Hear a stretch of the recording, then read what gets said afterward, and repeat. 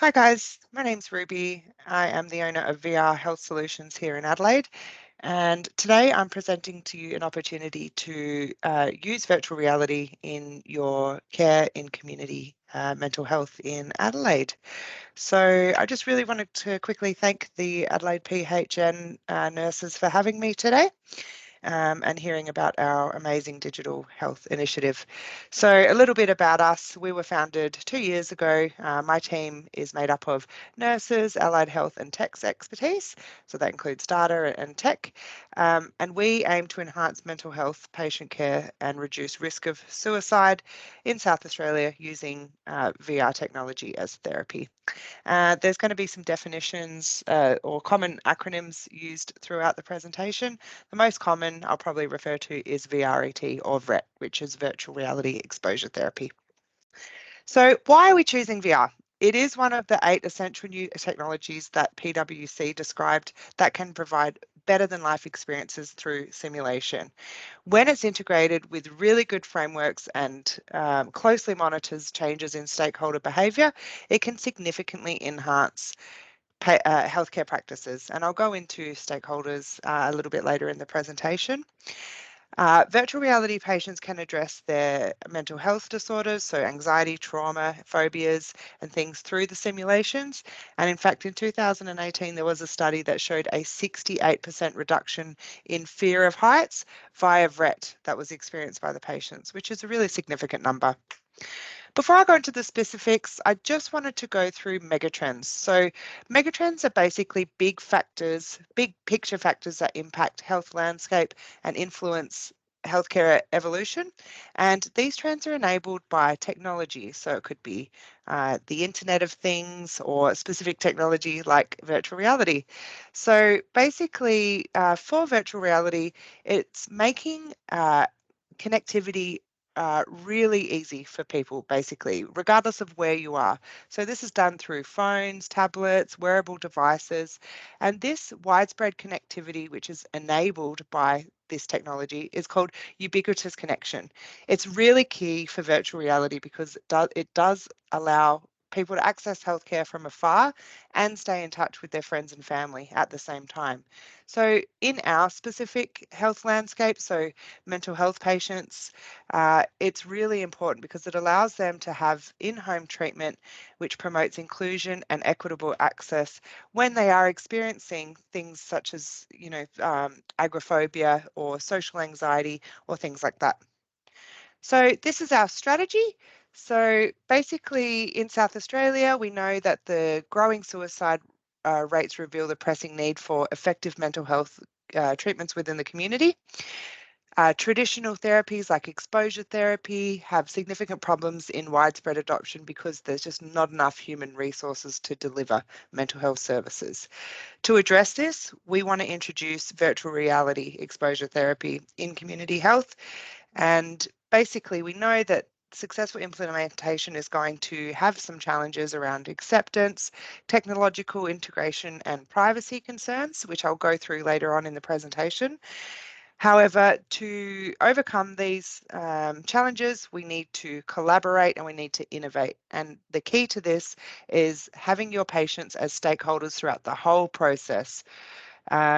And we want to really engage our patients as co-designers through implementation as well, because we want to make this initiative sustainable. So where are we at now? In 2019, there were 251 South Australian lives lost to suicide. That number is growing, unfortunately. Our goal, you can see at the top right there, is 0. So how are we going to do it? We're going to embrace and trust technology first and foremost. It's here and it's here to stay. We're going to keep patients at the forefront of the design, the review, the improvement, the feedback. We're going to build a really strong VR community to reduce that stigma around mental health and embrace change. And we're going to campaign for continued funding, policy reviews and health rebates, not just from Medicare, but from private health insurance as well. And as for a timeline, we're going to kick off next month doing some really strong social media campaigns, social surveys, getting out in the community, asking about how people feel about VR in general.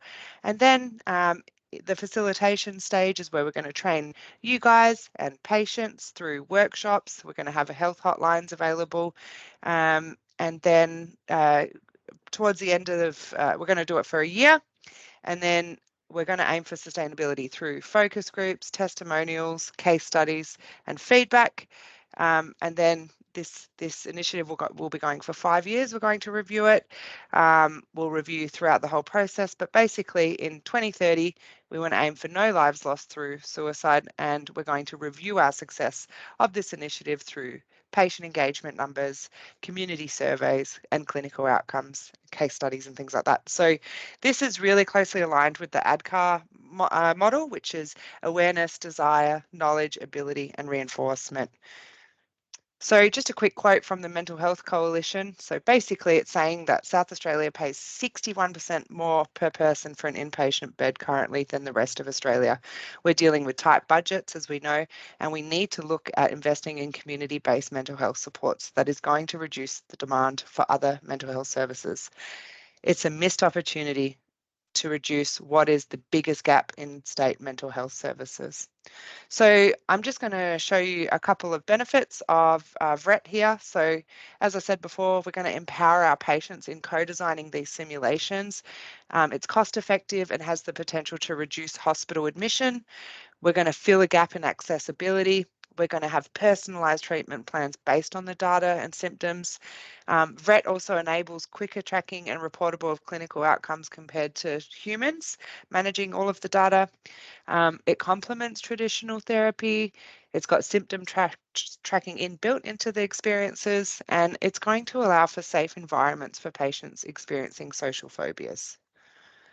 Where's it being done now? All over Australia, but what I specifically wanted to focus on here is that there's only one clinic currently in Adelaide that is allowing treatment through VR, and so there is a big gap where we can fill. I won't go over this whole slide here. I just really wanted to point out here that there is a lot of different stakeholders that are going to be imperative to making this initiative successful. But basically, what I wanted to point out is that we as healthcare providers are really, really high in responsibility for making this initiative work. The patients are at the forefront of this. As I've said, they're going to be included in the co-design, they're going to be giving feedback, they're going to be doing the lived experience, and they can refer others through snowballing referral methods. And then we've got the other stakeholders, which you can see here, which obviously still have impact, but not as high as the impact of us, patients, their families, and Medicare and private health insurers. We need the initiative to be funded, of course. So I just wanted to show how this aligns with South Australian government. There is a lot of key factors from our strategy that align with the mental health services plan. Key points include community alternatives for timely intervention, which is exactly what our initiative is. Our initiative aligns with the Towards Zero Suicide strategy. You saw that our goal was zero for 2030. Zero suicides for 2030, personalised care with patients engaged as partners, which is exactly what we're doing, and equitable access regardless of location. On a global scale, so you can see World Health Organization states here that digital health should be an integral part of health priorities and benefit people in lots of different ways, specifically transparency, accessibility, interoperability, privacy and confidentiality are big goals of ours as well. How are we going to drive and enable this initiative? So we really need from you guys leadership and commitment. What we can provide is ongoing training, development of staff and patients. We need all of us to be collaborated, have a shared vision and a buy-in. If we don't believe it, our patients aren't going to believe it. We need to build a community through focus groups and have an open feedback culture. We need partnerships between you guys and us, other health providers, Medicare, government, technology providers, research organisations, policymakers, things like that. And we need to advocate for funding via grants, Medicare and private health insurance rebates. So I have just popped here some potential issues. These are major ones that I wanted to highlight that we are expecting. So technical failures, which we really want to be able to manage by testing, integration, and reviewing any required upgrades in that 1-year exposure timeline that I spoke about before. So we have a full text team available for patients and staff as well.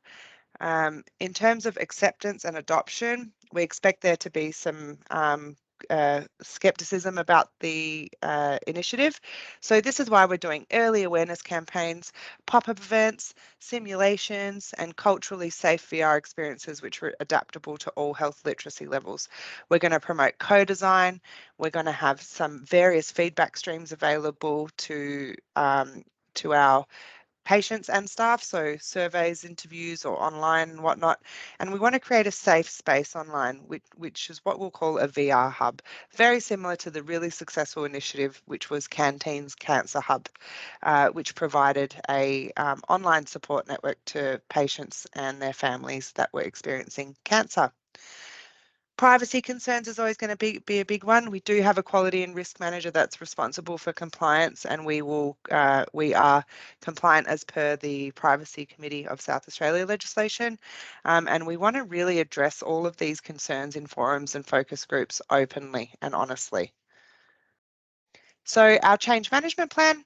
So around stakeholder communication, like I've said, we want to do early exposure and training. We want to deliver key messages through focus groups, community events, surveys, interviews, and we have employed a social media manager to deliver these key messages through newsletters and other forms. So training of providers and end users. So we'll have super users and VR educators. We can also use patients to become, encourage patients to become super users. We have a hotline set up, and we'll have regular information sessions for patients and families as well. How are we going to deal with resistance around technology, privacy, or change to face-to-face therapy methods? We're going to promote co-design. We're going to emphasise evidence-based benefits of VRET through education events. We're going to address concerns with honesty and transparency.